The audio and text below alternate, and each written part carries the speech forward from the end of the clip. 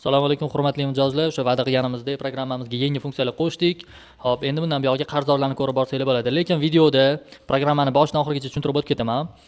Xo'p, yangi qo'shilgan mijozlar uchun ham birinchi bo'lim hisobotlar. Bu yerda o'sha aytganimizdek aylanmalarni ko'rsanglar bo'ladi. Olov rangda, ko'k rangda xarajatlar, yashilda foydali ko'rinadi. Umumiy qarzlar bu yerda temniy siniyda ko'rinib turadi. Uni pastida zaxirasi kam qolgan mahsulotlar. Bu yerda qaysi tovardan nechta qoldi? Masalan, 20 tadan kam qolgandan keyin bu yerga o'zi avtomatik tovarlar chiqib keladi.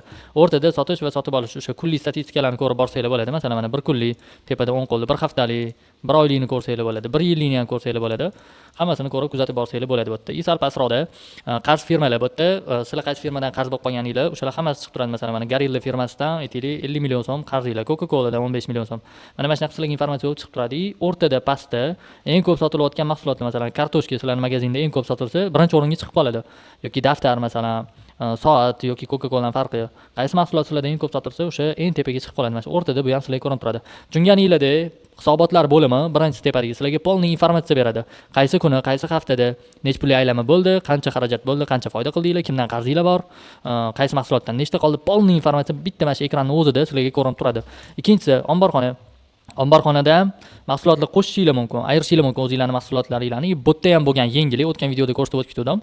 Tahrirlash, zaxira qo'shish, aslatga qo'shish, chop etish. Bularning hammasi tuzilishi bo'yicha neudobniy turganda, mana yonga tiqilib ketuvdi hammasi.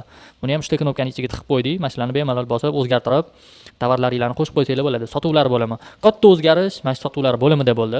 Sotuvlar bo'limida ham foydalanishingiz bo'lgan, masalan, vazoratlar tarixi, bu yerda qaytib kelgan mahsulotlarni ko'rishingiz mumkin. Qaysi mahsulot qachon qaytib kelgan, qaysi sanada, mana hammasi bu yerda ham turgan bo'ladi.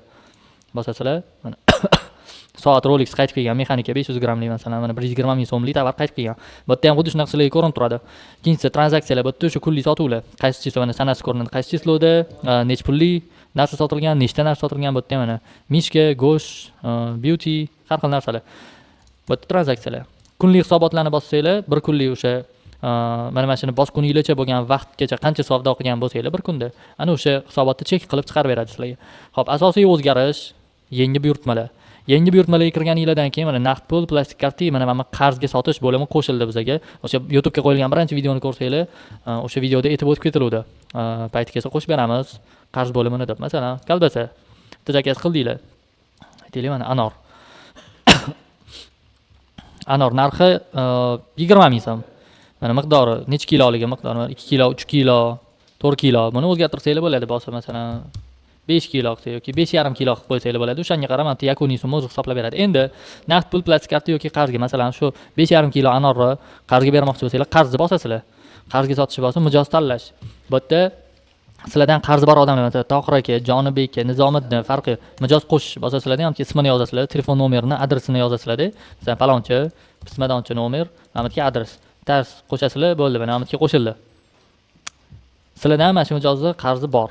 Bu yerga mijozni qo'shganinglardan keyin pastga muddatini qo'shasizlar. Masalan, 15-chislodan aytaylik 18-da tashlab ketaman deb bo'lsa, 15dan 18gacha belgilab o'qqa bosasizlar, sanasi ko'rinib turadi.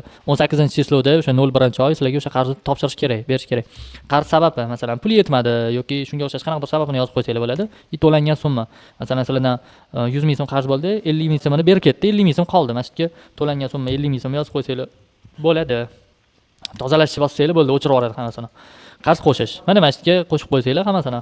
Tamom, sizlarda qarz bo'lgan odamlar, kimga qancha qarzi bor, qachon berish kerak, hammasi bu yerda sizlarda ko'rinib turadi. Buyurtma. Xodimlar. Xodimlarda ham o'zini o'zgartirishlar katta, rasmlarini qo'yib qo'ysanglar bo'ladi, lavozimini yozasizlar, nomeri, mana bittadan bularni o'zgartirib qo'ysanglar bo'ladi. Firmalar. Firmani ham endi o'chirish imkoni bor. Bu ham bitta yangiliklardan bittasi. Masalan, mana firmani o'chirib olish. Oldinlari qaysidir firmadan qarzinglar bo'lsa, o'chib ketmasin degan maqsadda firmalarni o'chirishga ruxsat yo'q edi programmamizda. Bu ham xavfsizlik uchun. Endi qo'shib qo'ydik o'chirishni. Endi ko'pchilikga noqulay bo'lar, может, tozalagisi kelib qolardi boshqa firmalar qo'shgandan keyin. O'chirish tugmasi bor bu yerda ham. Qolgan narsalar bu yerda o'zgarmagan pastda. Orqaga qaytish. Kategoriyalar, qarzdor, mana qarzdorlar bo'limi. Kategoriyadan keyin mana qarzdorlar, xarajatlar bo'limi qo'shilgan bu yerda. Qarzdorlarda polniy o'sha mana Akmal, Abdullo kim sizlardan qarzi bo'lsa, hammasi chiqib turadi mana shu yerda. Xarajatlar. Bu yerda umumiy xarajat, masalan, obedga 50 ming so'm ishlatdinglar, tok uchun, elektr energiya uchun masalan kunlik 20 ming so'm ishlatdinglar, gazga qancha ishlatinglar yoki Wi-Fi ga qancha to'laysizlar, bu yerga umumiy xarajatlar, o'zgarmas xarajatlarni masalan qo'shib qo'ysanglar bo'ladi. Yangi qo'shishni bosasizlar, ketdi xarajat nomi, summasi. Bo'ldi. Shunda mana bu yerdagi hisobotlar bo'limidagi umumiy qarzda, mana bu yerda xarajatlarda sizlarniki ko'rinib turadi, ko'k rangda.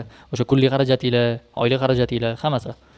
Programma sizlarga yoqqan bo'lsa, agar yana qadar qo'shimcha takliflar bo'lsa, talablar yoki bemalol aytaverasizlar. Programma takomillashishda davom etadi. Keyingi o'zgarishimiz haqida ham aytib ketdik. Hop, globaldan tovarlarni topish bo'ladi keyingi o'zgarish. Masalan, yangi programmani uстановка qilgan akalar, endi men har bitta tovarimni bittalab qo'shib chiqamanmi o'tirib degan problemalarga yechim. Programmamizning o'zida, bazasida hamma mahsulotlar bo'ladi, yig'iladi. O'sha kola, chips, konserva nima bo'lsa hammasi bo'ladi. Просто poiskga yozasizlar, o'sha tovarni masalan chiqarasizlar-da.